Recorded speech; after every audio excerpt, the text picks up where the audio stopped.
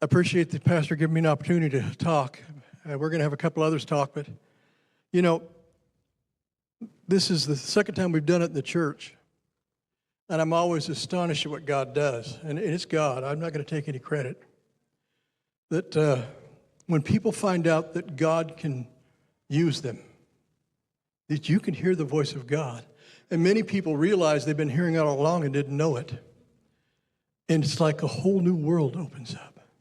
It was amazing. After the first session, I looked out over the crowd, and it was like looking at, you heard about Moses when he came down from the mountain. They were all beaming, just the grins, the way God touched. But there was one other thing I want to share before I turn my other people loose. The thing I hadn't thought about, and it actually happened the first time, but it really happened Saturday, is what we do is, we teach about prophecy. We teach what it is, what it isn't. We kind of set some guidelines, and we try to create an environment so that if you do these things, you're okay. So you don't have to be afraid to try it. Because let's face it, that's a hard thing. Am I going to say the wrong thing? And so we set it up, and then we divided them up into 3 groups. And what we do is we take one person of each group and set them in the middle. And then with each group, and I want to thank my prophetic team. They were awesome. You guys really stepped up. Because they go in and they start prophesying first over the person. And then another person will. And then people just started. And what happened was the person in the middle